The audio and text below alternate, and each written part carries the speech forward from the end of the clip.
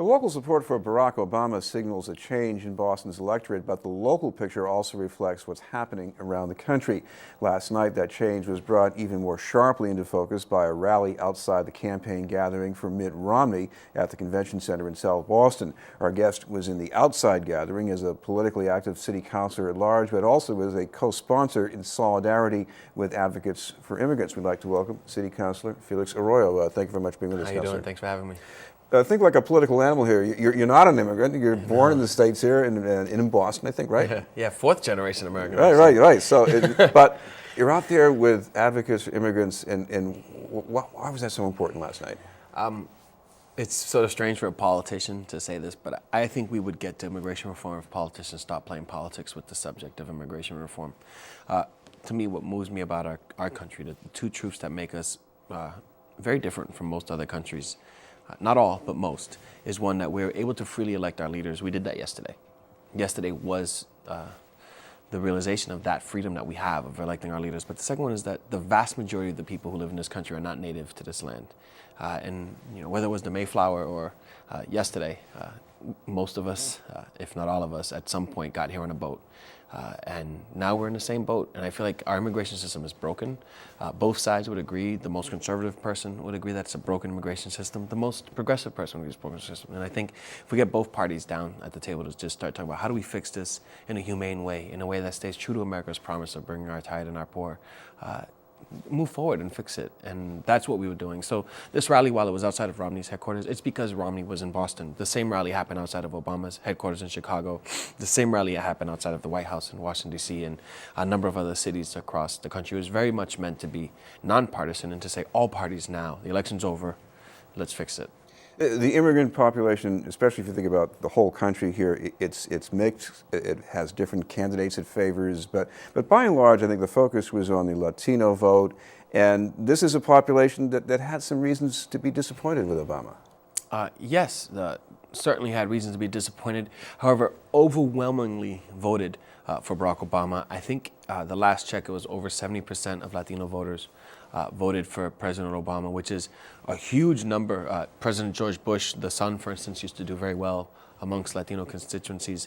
And I think immigration played a role. The idea that Mitt Romney, one of his ideas he put forward for fixing immigration was what he called self-deportation. And this wasn't a gotcha tape. He said this on a national stage in a Republican debate. And the idea of self-deportation is that we would make it so bad for you that you would leave. And that doesn't seem right to most people. But also it was a socioeconomic issue. And that is that Latinos overwhelmingly find themselves in the middle class or in the working poor. And Barack Obama overwhelmingly won folks who consider themselves middle class or working poor, working families. He overwhelmingly won that vote. And while the economy has not been fixed yet, no one would say it has. I think there was a trust in the middle class that he would fight more for our interest as middle class America as opposed to Mitt Romney. And I think that swayed to the economic issues, the immigration issues. No one group is monolithic, but all these things put together resulted in that result. One of the other messages from the rally last night is that the immigrants who are here without authorization, they're not this sort of separate underworld. They are people who have relatives who are either naturalized citizens or maybe just plain citizens.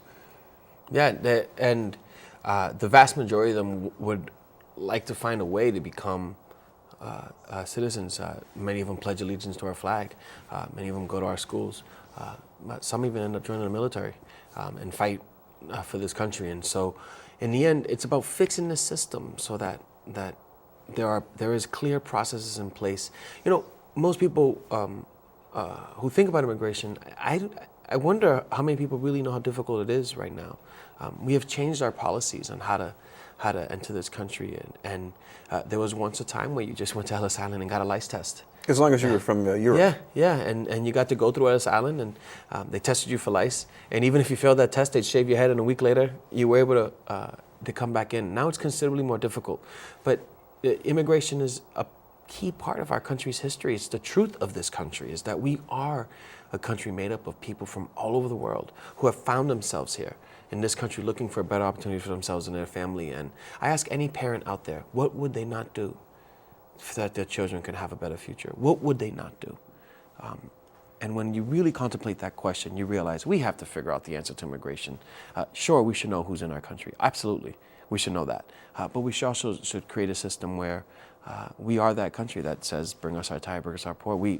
That's part of the staple of who we are. Where do you see the amount of polarization we have right now going? Because on the one hand, I'm sure there are some people who looked at the results from yesterday and they're as hardline as ever. And on the other hand, there's certainly a statement that the immigrant vote and the allied vote is very strong.